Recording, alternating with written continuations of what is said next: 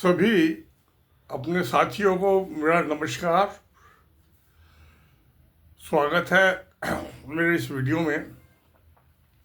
आज मैं बात कर रहा हूं कि दिल्ली के एडमिनिस्ट्रेटर और लेफ्टिनेंट गवर्नर उन्होंने एक पॉडकास्ट में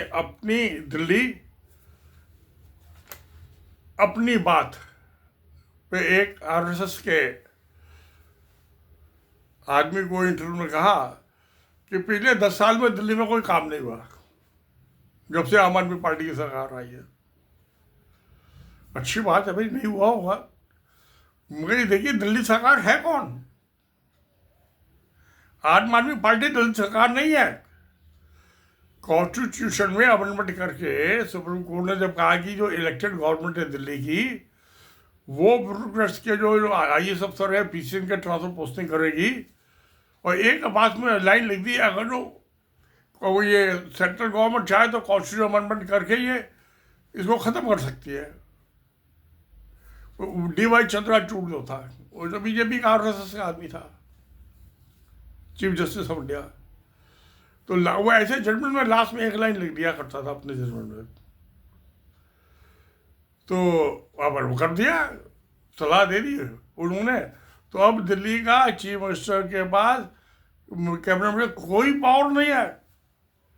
उन्होंने औरतों को जो छेड़छाड़ करते हैं लड़कियों के साथ बसों में, कुछ गलत लड़के, उसके CCTV कैमरे मंगा दिए और सिविल जो गार्ड्स होते हैं उनको जो था उस पर लगा दिया मार्शल बना के बसों में, तो उनको तनख्वाह देनी पड़ेगी। वो फाइल गई, VK सक्सेना ने रिजेक्ट कर दी एडमिनिस्ट्रेटर साहब ने, और तनख्वाह नहीं मिलेगी तो कौन फोकट में काम कर रहे हैं।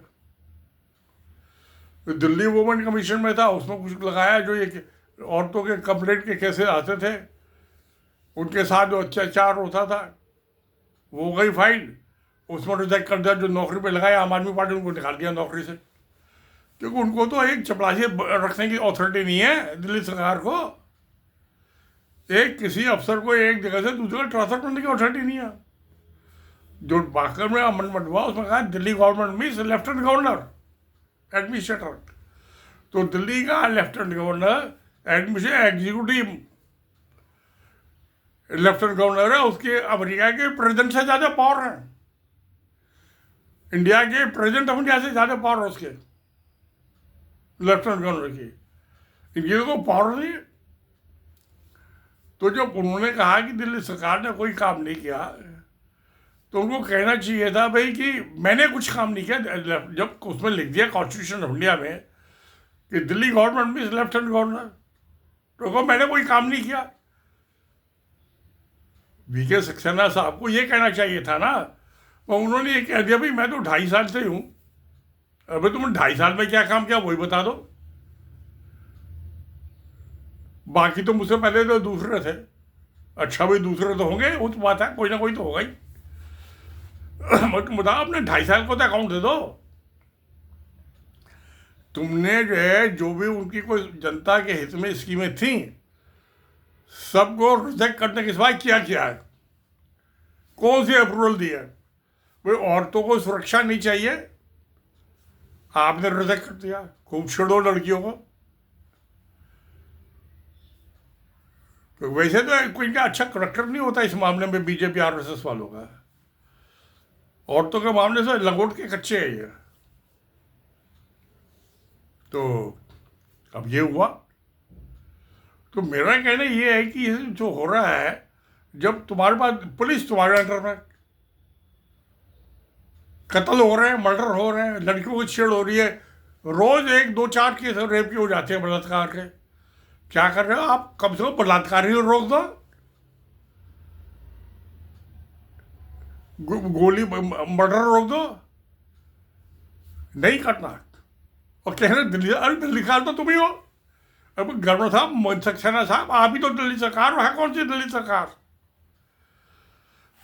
एंटी करप्शन डिपार्टमेंट आपके अंडर में कर दिया नरेंद्र मोदी ने प्रधानमंत्री बनते के साथ ही, क्योंकि अरविंद केजरीवाल ने जब मनमोहन सिंह की सरकार थी उसमें वीरेंद्र मोदी होते थे पेट्रोल मिनिस्टर, और ये रिलायंस पेट्रोलियम का, रिलायंस इंडस्ट्री के चेयरमैन मुकेश अंबानी अपने लेटर पैड पे एंटी करप्शन में एफआईआर रजिस्टर करा दी, और चीफ मिनिस्टर बनते ही तो मोदी ने वो मुकेश अंबानी गए हाई कोर्ट में क्वेश कराने के लिए एफआईआर। हाई कोर्ट ने मना कर दिया, ठीक है एफआईआर इंक्वायरी होने दो।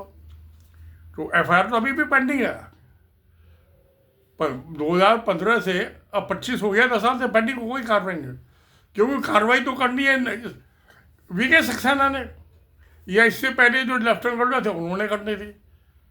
जब इनके अंडर में एंटी करप्शन डिपार्टमेंट कर दिया 2015 से, अब 25 आई है, तो इनको कार्रवाई करनी थी ना। इन्वेस्टिगेशन करा के अब तो प्रोसिक्यूशन के कोर्ट में चला जाना चाहिए था केस। ये तो 1-2 साल का काम है। तो लेफ्टिनेंट गवर्नर आप करप्शन आप बढ़ा रहे हो, जो भी कोई काम आप काम नहीं करने दे रहे, तुम्हें किसको दोष दे रहे हो कि भाई कोई काम नहीं हुआ 10 साल से। ये कहना कि मैं तो 2.5 साल से हूँ, अभी तुम 2.5 साल में तो तुमने काम नहीं किया, तो कहेंगे पहले वालों ने नहीं किया तो मैं क्यों काम करूँ।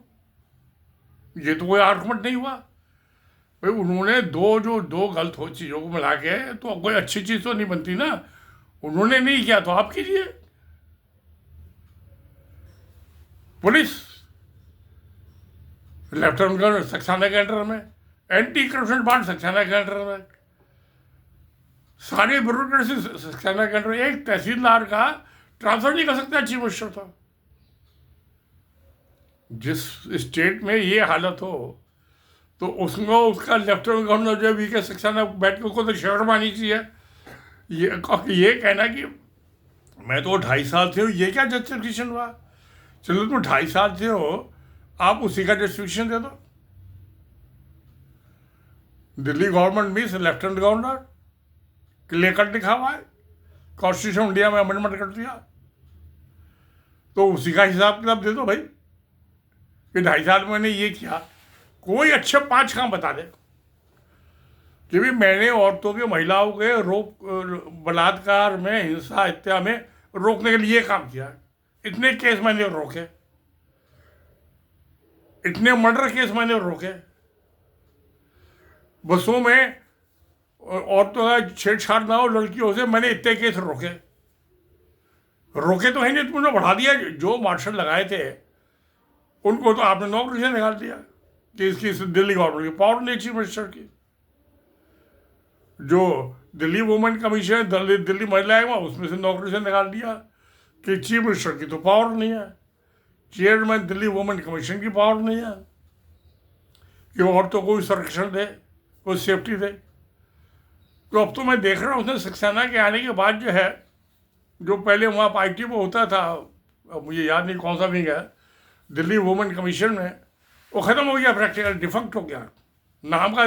अब तो जो है ये हवलदार जो है और SI बैठे हुए हैं थानों में, तो दिल्ली वुमेन कमीशन की जो पावर है वो ये इस्तेमाल कर रहे हैं। मेरे पास जो औरतें आती रहती है सलाह मशवरा के लिए, मैं उनको लेटर वगैरह भी बना के दे देता हूँ।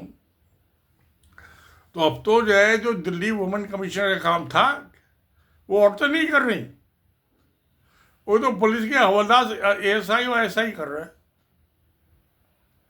वो थाने में लगती है तारीख, दिल्ली वुमेन कमीशन में नहीं लगती।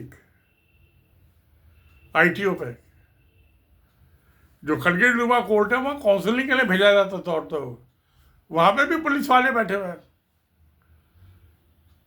तो इसने गवर्नर ये औरतों को सबको निकाल के पुलिस वालों को बैठा दिया उनकी जगह। अब औरतें क्या बताया उनको, पुलिस वालों को कोई समस्या नहीं हो रही, धक्के खानी पड़ रही है औरतें।